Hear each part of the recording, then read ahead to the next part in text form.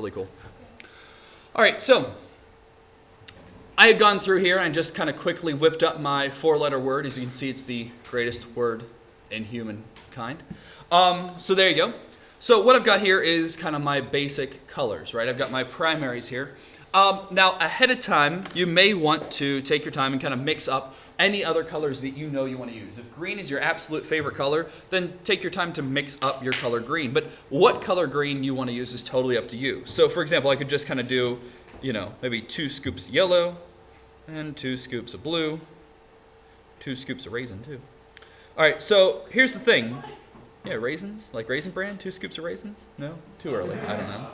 Anyway, so here's the thing. So this is going to give you a green, right? But understand, and this is where mixing colors, as opposed to our halftone project where we just did the dots, something you really, really, really need to take into account is the fact that potency is very important.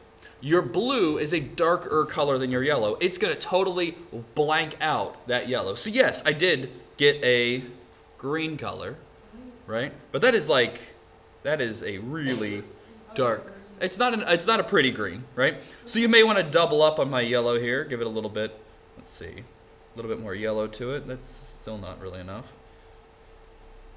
So to get to that kind of Crayola yellow, which I'm assuming that you're going to want, you're going to have to kind of play around a little bit. I will highly suggest, other than your monochrome, that you stay away from adding white and black to your paint. You are welcome to. If you desperately are like, all I need to do is add a dollop of white and it's going to be perfect, you can. These are your colors. But understand that I would really suggest you don't, because adding white and black really dulls your color, right? So if you want like a bright red, adding white to it is just going to, A, make it pink, which is horrible. What? But B, you can use pink, I don't care. But what I'm saying is, it's going to make it dull, right? To get like your laptop right now is kind of a bright pink, right? It's actually more of a fuchsia color, right? Because to get a bright pink without adding in other elements is very, very difficult using the paint that we have. When you add white or black, it just makes things duller. And I'm going to assume that you guys want your colors to be kind of popping. So again, like I said, you're going to want to be careful with that. So there's that, right? Now again, you can kind of play around with your colors, and feel free to kind of play. These paints are not super expensive, so feel free to explore a little bit and see what kind of comes out, right? So I can kind of get like maybe an orangish, but maybe I want like a brown. So I can start with my orange, add a little bit of blue, and kind of see if I can make a brown color, just because maybe I want a brown color. And we know how to do that. So there's kind of a brownish color. Okay? So again, feel free to play around with your colors. Other things you're going to want to take into account is the paintbrush itself. Okay? So I've got a wide array of different sized brushes, but for the most part, I have 2 different types of brushes, for the most part. I've got kind of this rounded, pointed tip guy, kind of what you picture whenever you think of like a paintbrush, right? And then I've got this guy here, which you can see has a flat tip to him, right? Depending on how you like to paint, I would really suggest that you play with both of these to get a feel, because everyone kind of has a different idea of what they like to paint with. Me, personally, I love using a flat tip, but it doesn't work all the time. Sometimes I need a really nice pointed tip to kind of get into those little crevices, right? I will also highly, highly suggest that you think about the basic color theory we've already talked about. Always think about painting light to dark, okay? Think about painting light to dark. Also, always think about painting from your back to your front, right? For example, if I paint my letter P right here, right? Just get it down there real quick. All right, so there. If I paint my letter P, right? And I have to go back and I want to do my background, right? I have to kind of like fit my paintbrush in this little hole. I've got to paint around stuff. That's annoying as hell, right? Instead, it's a lot easier just to paint the whole dang thing, a light colored background. Oh yeah, that's because of the light. Sorry about that.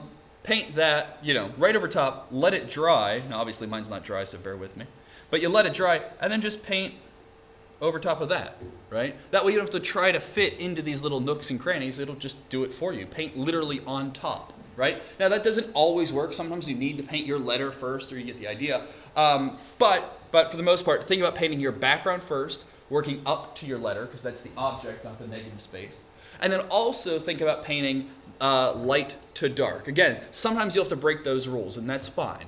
But if you paint light to dark, you can always paint on top, right? If I'm doing a big, dark, blue background, and then I want to have a yellow letter, well, that's just not going to work, right? So think about that ahead of time. What colors do you want what things? Because it's going to be really hard to undo what you paint. We can always paint on top of our letter. That's absolutely fine. But remember that this is acrylic paint. Or excuse me, this is not acrylic paint. This is tempera paint. Because of that, when this stuff dries, if I start adding more paint on top of it, it'll just kind of reactivate and make this muddy mess. And that's not necessarily what we want. Okay? All right. The last thing that I wanted to talk to you guys about, and then I'll let you guys kind of jump into it, is this. Whenever you start painting, and we've already done some painting projects, but whenever you start painting, think about how you're actually using the brush. And when I say that, what I mean is, okay, it's a paintbrush. It is not a pencil, right? So trying to take your paintbrush and, write with it like you would a pencil, it's just not good. It doesn't work, right? So think about how you can add some paint and how much paint is enough, right? So if I take this little paint tray here, obviously there's way too much paint on top of that. Right, it's just globbed right on there. So whenever I start painting, it's just going to spew out the side. You can see a little bit. There's kind of like a lip right in there. No, it's hard to see with this, but there you go. You can kind of see there's like a big chunk on the side. Your stuff is going to fall out. That's all right. I don't mind. So think about that, right? Vice versa, and we talked about this before. If you start painting, and as you're painting, you start getting this right here. Right? And I'll zoom in for a second. You start getting these little kind of scratchy blowouts. Right? So it's kind of fuzzy right there. Or maybe like when you get to there you go, you can kind of see here. So you start getting this. That means there isn't enough paint on your paintbrush, right? So be cautious. Too much is just as bad. Too much kind of globs everywhere. It's going to take you 4 years to let that dry.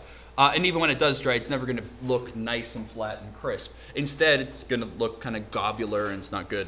Vice versa, again, like I said, having something blow out on you is not good either. So get a feel, even if you need to practice in your sketchbook or just get some scratch paper, get a feel of how much is just the right amount, right? So that way, as you start, painting, I can kind of pull my paintbrush around nice and clean. And I can end up with very, very clean lines.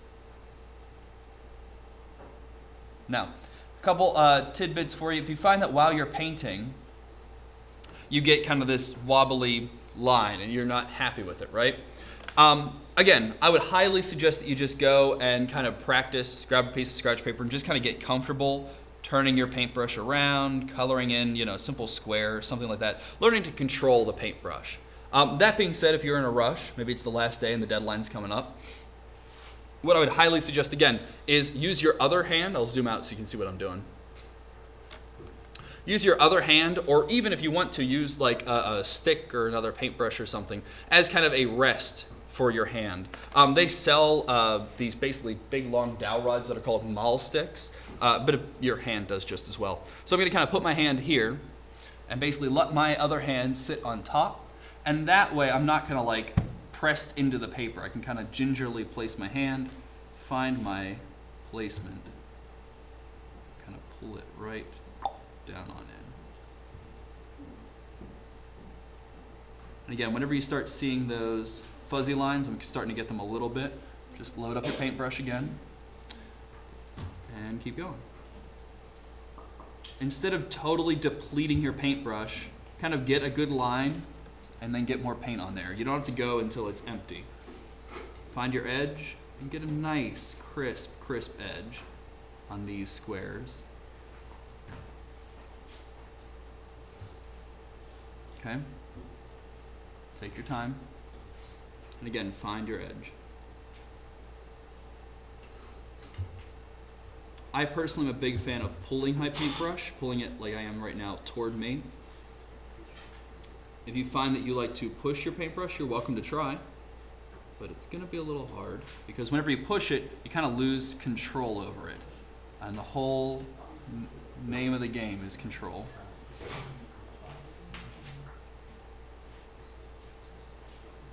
If you find, like I said, if you find that you're getting this kind of wobbly, jankety line, it's probably because you're going maybe a little too slow. Don't be afraid to speed it up.